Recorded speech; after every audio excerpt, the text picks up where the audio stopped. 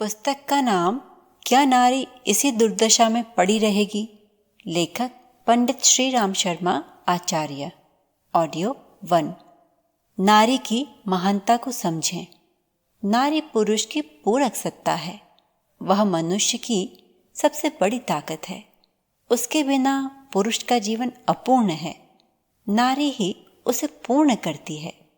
मनुष्य का जीवन अंधकार युक्त होता है तो स्त्री उसमें रोशनी पैदा करती है। पुरुष का जीवन नीरस होता है तो नारी उसे सरस बना देती है। पुरुष के उजड़े हुए उपवन को नारी पल्लवित बनाती है।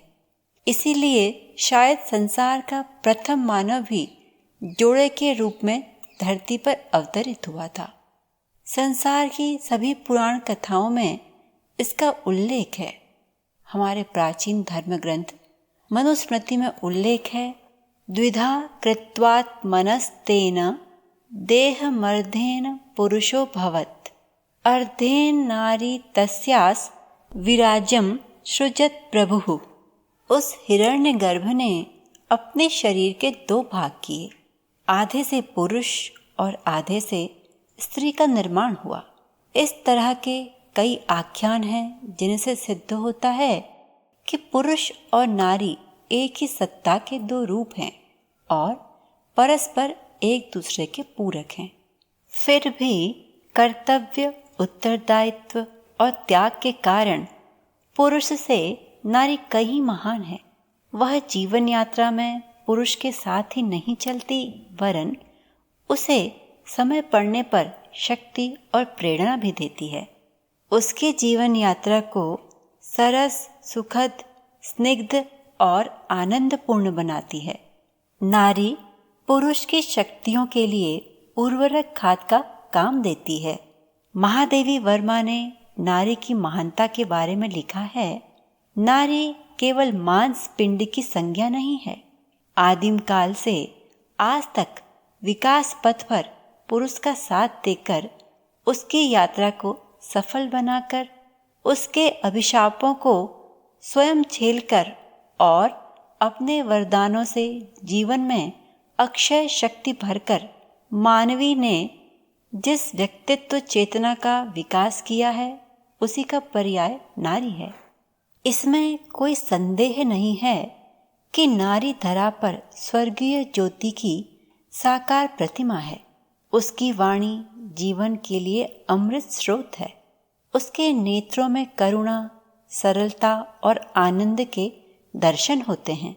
उसके हास्य में संसार की समस्त निराशा और कड़वाहट मिटाने की अपूर्ण क्षमता है। नारी संतप्त हृदय के लिए शीतल छाया है। वह स्नेह और सौजन्य की साकार देवी है। आचार्य चतुर्सेन शास्त्री के शब्दों में नारी पुरुष की शक्ति के लिए जीवन सुधा है। त्याग उसका धर्म, सहनशीलता उसका व्रत और प्रेम उसका जीवन है। कविंद्र रविंद्र ने नारी के हास में जीवन निर्झर का संगीत सुना है। जयशंकर प्रसाद ने कहा है, नारी तुम केवल श्रद्धा हो, विश्वास रजत नक पक्तल में पीयूष स्रोतसी बहा करो। जीवन के सुंदर समतल में संसार के सभी महापुरुषों ने नारी में उसके दिव्य स्वरूप के दर्शन किए हैं, जिससे वह पुरुष के लिए पूरक सत्ता के ही नहीं वरन उर्वरक भूमि के रूप में उसकी उन्नति, प्रगति एवं कल्याण का साधन बनती है। स्वयं प्रकृति ही नारी के रूप में सृष्टि के निर्माण, पालन, पोषण, संवर्धन का काम कर रही है। नारी के हाथ बनाने के लिए ही हैं, बिगाड़ने के लिए नहीं। परिस्थितिवश, स्वभाववश नारी कितनी ही कठोर बन जाए, किंतु उसकी वह सहज कोमलता कभी ओझल नहीं हो सकती। उसके पावन अंक में संसार को जीवन मिलता है। प्रेमचंद के शब्दों में नारी पृथ्वी की भांति धैर्यवान, शांत और सहिष्णु होती है। नारी की प्रकट कोमलता, सहिष्णुता को पुरुष ने कई बार उसकी निर्बलता का चिन्ह मान लिया है और इसलिए उसे अबला कहा है। किंतु वह यह नहीं जानता कि कोमलता, सहिष्णुता के अंक में ही मानव जीवन की स्थिति संभव है। क्या माँ के सिवा संसार में ऐसी कोई हस्ती है जो शिशु की सेवा, उसका पालन पोषण कर सके? संसार में जहाँ तहाँ भी चेतना साकार रूप में मुखरित हुई है, उसका एकमात्र श्रेय नारी को ही है। इसमें कोई संदेह नहीं कि नारी निर्मात्री शक्ति है। वह समाज का धारण पोषण करती है, संवर्धन करती है। नारी अपने विभिन्न रूपों में सदैव मानव जाति के लिए त्याग, बलिदान, स्नेह, श्रद्धा, धैर्य, सहिष्णुता का जीवन बिताती है। माता पिता के लिए आत्मीयता, सेवा की भावना जितनी पुत्री में है वैसी अन्यत्र नहीं होती। पराए घर जाकर भी पुत्री अपने माँ बाप से जुदा नहीं हो सकती। उसमें परायापन नहीं आता। उसके हृदय में वही सम्मान, सेवा की भावना भरी रहती है जैसे बचपन में थी। भाई बहन का नाता कितना आदर्श, कितना पुण्य पवित्र है। भाई बहन परस्पर जुदा हो सकते हैं, एक दूसरे का अहित कर सकते हैं, किंतु भाई बहन जीवन पर्यंत कभी विलग नहीं हो सकते। बहन जहाँ भी रहेगी अपने भाई के लिए शुभकामनाएं, उसके भले के लिए प्रयत्न करती रहेगी। माँ तो माँ ही है। पुत्र की हित चिंता, उसका भला, लाभ, हित सोचने वाला माँ के समान संसार में और कोई नहीं है। संसार के सब लोग मुंह मोड़ लें, किंतु एक माँ ही ऐसी है जो अपने पुत्र के लिए सदा सर्वदा सब कुछ करने के लिए तैयार रहती है। पत्नी के रूप में नारी मनुष्य की जीवन संगिनी ही नहीं होती, वह सब प्रकार से पुरुष का हित साधन करती है। शास्त्रकार में भार्या को 6 प्रकार से पुरुष के लिए हित साधक बतलाया है। कार्येषु मंत्री, करणेषु दासी, भोज्येषु माता, रमणेषु रंभा, धर्मानुकूला, क्षमया धरिणी, भार्या च षड्गणवती च दुर्लभा। कार्य में मंत्री के समान सलाह देने वाली, सेवादि में दासी के समान काम करने वाली, भोजन कराने में माता के समान पथ्य देने वाली, आनंदोपभोग के लिए रंभा के समान सरस, धर्म और क्षमा को धारण करने में पृथ्वी के समान क्षमाशील, ऐसे 6 गुणों से युक्त स्त्री सचमुच इस विश्व का एक दुर्लभ रत्न है। राम के जीवन से सीता को निकाल देने से रामायण में कुछ नहीं रहता। द्रौपदी, कुंती, गांधारी आदि का चरित्र निकाल देने पर महाभारत की महान गाथा कुछ नहीं रहती।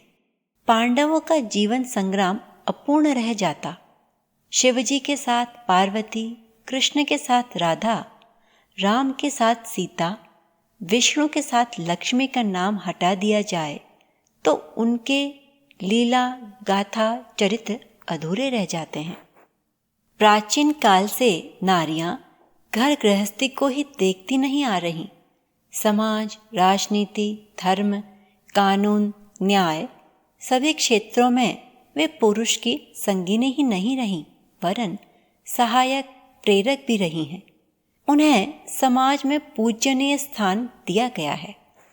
महाराजा मनु ने भी अपनी प्रजा से कहा था, यत्र नार्यस्तु पूज्यन्ते रमन्ते तत्र देवता।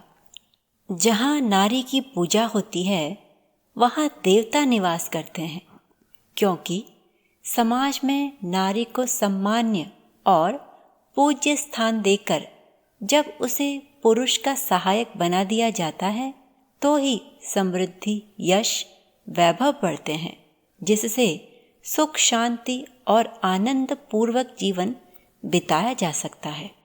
इसमें कोई संदेह नहीं कि नारी का सहयोग मानव जीवन में उन्नति के लिए आवश्यक है, अनिवार्य है। वह समाज उन्नति नहीं कर सकता जहाँ स्त्री, जो मानव जीवन का अर्धांग ही नहीं एक बहुत बड़ी शक्ति है, को सामाजिक अधिकारों से वंचित कर उसे लुंज पुंज एवं पद दलित बनाकर रखा जाता है। आवश्यकता इस बात की है कि हम नारी को समाज में वही प्रतिष्ठा दें जिसकी आज्ञा हमारे ऋषियों मनीषियों ने दी है। उसे जीवन के सभी क्षेत्र में आगे बढ़ाएं। हम देखेंगे कि नारी अबला असहाय न रहकर शक्ति सामर्थ्य की मूर्ति बनेगी। वह जीवन यात्रा में हमारे लिए बोझ न रहकर हमारी सहायक सहयोगिनी सिद्ध होगी। तब हमें उसके भविष्य के संबंध में चिंतित न होना पड़ेगा। वह अपनी रक्षा करने में स्वयं समर्थ होगी, अपना निर्वाह करने में समर्थ होगी। हमारे सामाजिक जीवन की यह एक बहुत महत्वपूर्ण मांग है कि सदियों से घर की चार दीवारी में बंद, पर्दे बुर्के की ओर में छिपी हुई पराश्रिता, परावलंबी, अशिक्षित, अंधविश्वासग्रस्त, संकीर्ण स्वभाव नारी को वर्तमान दुर्दशा से उबारें।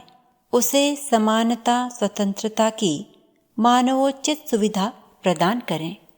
उसे शिक्षित, स्वावलंबी, सुसंस्कृत एवं योग्य बनावें। तभी वह हमारे विकास में सहायक बन सकेगी।